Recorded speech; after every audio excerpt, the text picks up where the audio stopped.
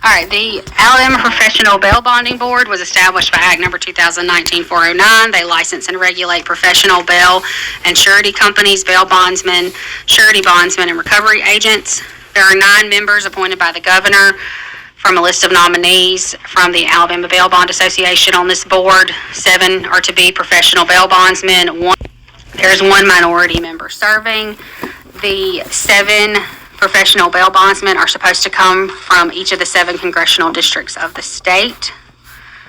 These board members are only paid travel and per diem. They don't have any other compensation. So this board has entered into 5 emergency contracts since March 13th of 2020.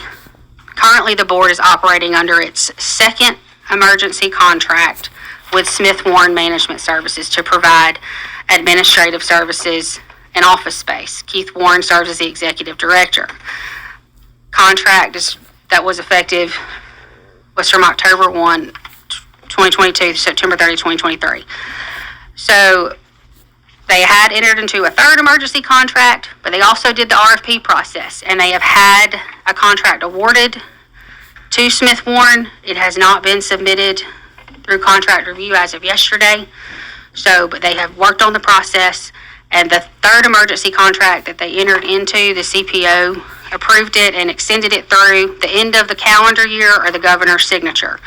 Their next meeting is not scheduled until December 1st, but currently they're under an emergency. Next contract review meeting? No, the next board meeting. Okay. So, per the CPO, it was awarded on August 21st to Smith Warren, but we haven't seen a contract yet. They have 1 part-time state employee. Their legal counsel is Tara Hetzel with the State Attorney General's office. Their funds are within the Treasury, and they come from licensure fees, late fees, fines, continuing education, and certificate fees. As of the end of August, they have 893 licensees. Their significant issues begin on page 6. They have 1 new significant issue. 18 payments made to Smith Warren Management Services were reviewed. Supporting documentation for these payments revealed that 17 of the invoices from Smith Warren Management Services for administrative services were submitted and paid by the board prior to services actually being rendered. These invoices were submitted at the beginning of the month for which services were being billed. The invoices were then paid before the end of that same month. This is a violation of Section 93 of the Constitution. It also violates Finance's Fiscal Policies and Procedures Manual. Is this one of those that we've had in other boards? Yes. And I think that's been corrected. I think at least in other cases, there had been some information that came down from what department pays that? The comptroller. Comptroller's office. Right. Everybody has been notified that this is an issue, and they're supposed to be working to fix it and make it better. Okay. But once we found it in one, we made sure we checked everywhere. The next are prior significant issues. Is this a carryover and they have not had an opportunity to? No, ma'am. This is new. Out of all the things that went on the last meeting? This is for professional bail bonds. Yes, ma'am. Okay. The prior significant issues, the first one is dealing with licensees in our survey. It was partially resolved. This is prior significant issue 2022-03. And a request was sent to 100 licensees to participate in a survey, and 13 licensees responded. 54% indicated that they are not adequately informed by the board of changes to the board's policies, rules, and laws. The board's website does have the current statutes and administrative rules, and currently has the board's meetings. Additionally, 7 of the 13 licensees responding indicated that they do not think that the regulation of their profession by the board is necessary to protect public welfare. And finally, they indicated that they do not consider mandatory continuing education necessary for the competent practice of their profession. Next, we have a significant issue regarding the board issuing licenses to applicants that completed an instructional course conducted by an education provider but not passing an examination approved by the board.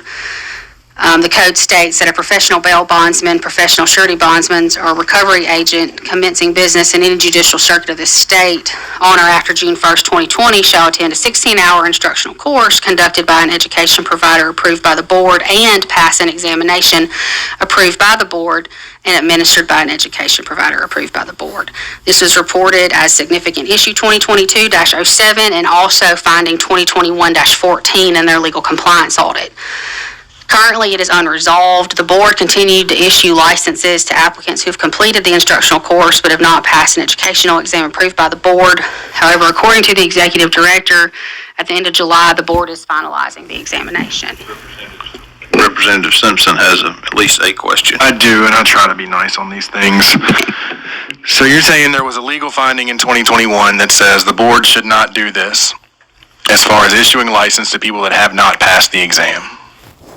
Then we have a sunset committee in 2022 that says, hey, board, don't do this as far as issuing licenses to people that have not passed the exam.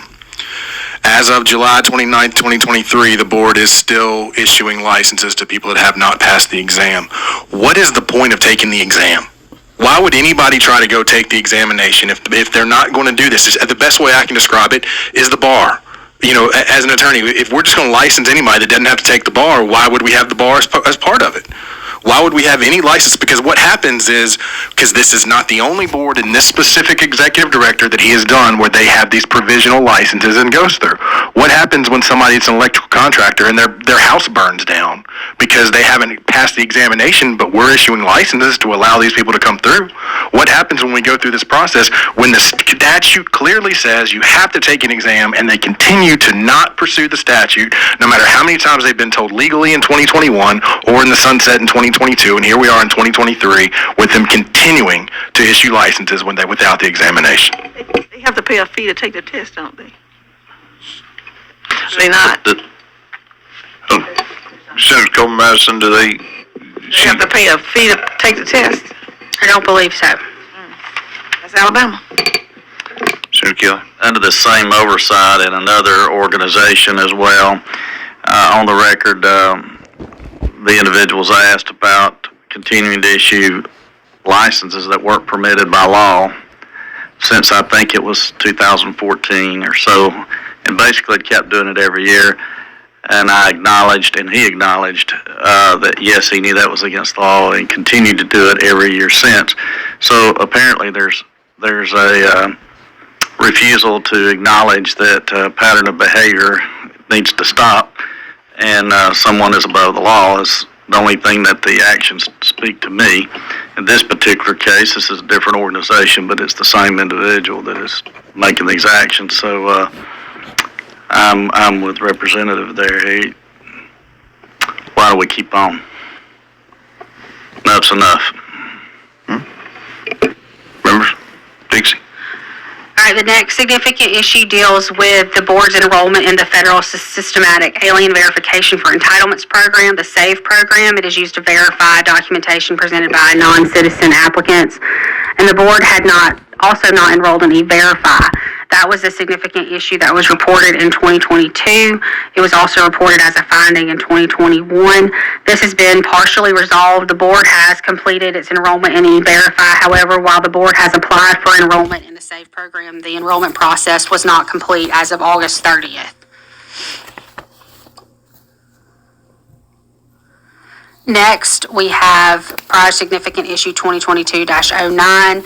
The board adopted administrative rules to require all employees that are engaged in the performance of clerical, stenographic, investigative, or administrative or other duties of a professional bail bond company or professional surety company who has contact with the public to obtain a bail bond license. According to Code Section 1513-202A, only individuals that hold himself or herself out to the public as a professional bondsman or a professional surety bondsman or operate as a recovery agent are required to obtain a license from the board. This was also reported as finding 2021-13 in the board's most recent legal compliance examination. This is also considered to be unresolved. Although the board updated the definition of an employee in its administrative rules, the board statutes say that the only individuals that are to be licensed are those that hold himself or herself out to the public as a professional bondsman or professional surety bondsman or operate as a recovery agent are required to obtain a license. And their rules define an employee as any individual engaged in the performance of clerical, stenographic, investigative, administrative, or other duties. So are we saying that the people who work in the office, They have to get a license they have to get a license and they have to be bonded? according to their rules. Yeah, the law doesn't The say law that, doesn't their say. rules did. Yes, that's correct. How much are the license? Somebody's going to text me and tell me that because I am unsure at the moment. She's looking it up right now. I mean, I just think it's kind of unfair to ask somebody that works in the office. And it still happened, and I looked up one for a completely different project the other day, and it was the lady who works the front, and she had a license on file. So, that's still happening. So is she being paid a salary but commensurate with that? I don't know that. Okay, I know that's that. And then we don't know whether the company paid it for them or if they had to pay it themselves. I don't know, I just happened to be looking it up. So that's be like saying the people that work in somebody's insurance office, even the people that answer the phone would have to be insurance agents. The rule does say clerical duties. Right, so if you work in a CPA's office, you'd have to pass the CPA. All righty. I got some, Mr. Chairman? Can I ask a question to Ms. Riddle? What happens if we vote to sunset a board?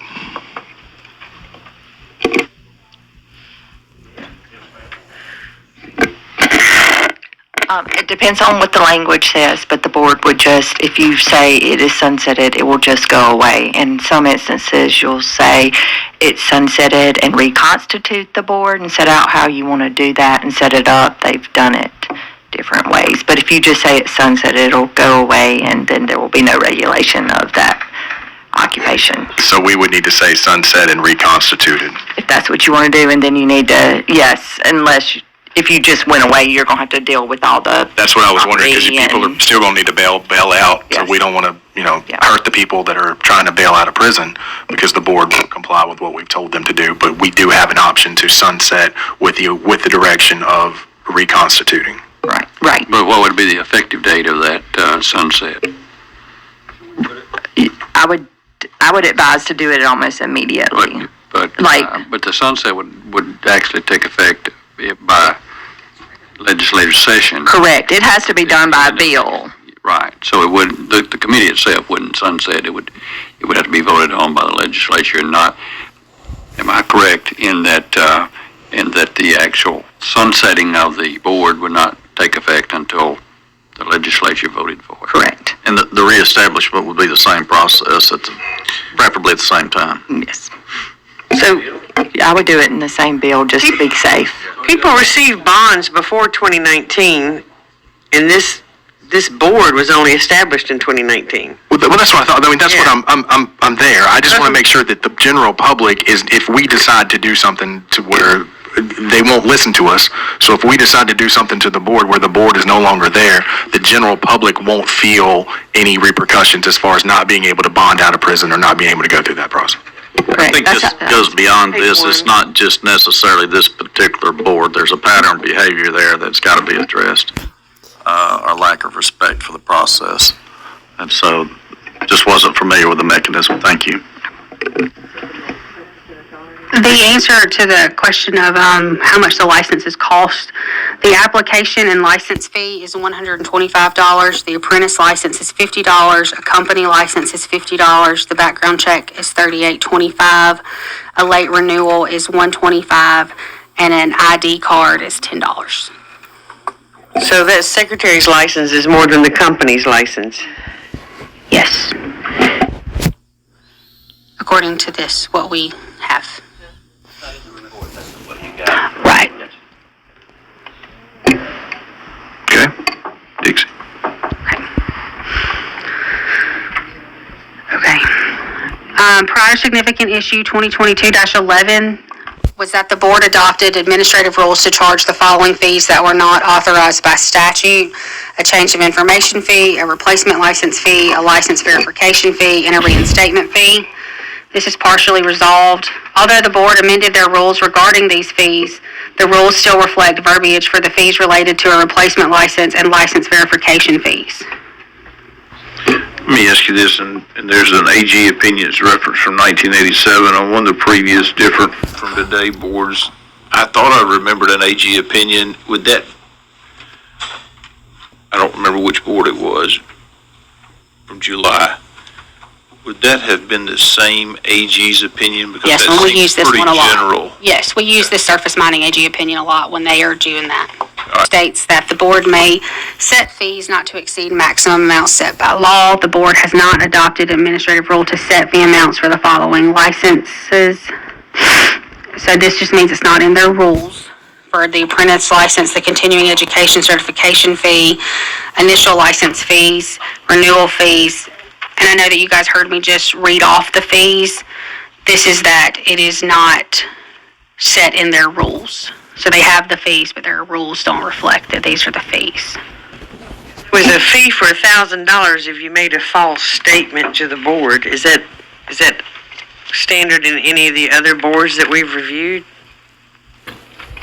That's page 19, section 15-13-214. I just don't know that I've ever seen that fee.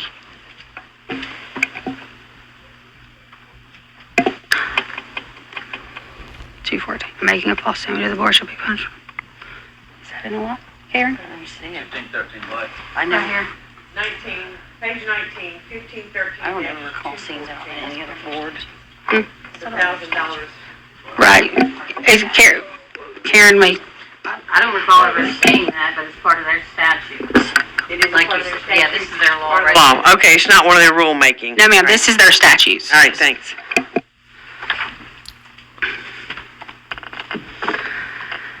All right, prior finding 2021-12, the board did not comply with requirements of the Open Meetings Act when convening for an executive session during a board meeting. Prior to calling the executive session, the presiding officer did not state whether the body would reconvene after the executive session, and if so, the approximate time the body would reconvene in open session. As a result, members of the public would not know if the board planned on returning to the open meeting.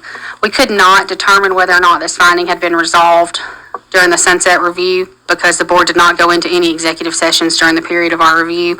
So this will be reevaluated in the board's next legal compliance examination.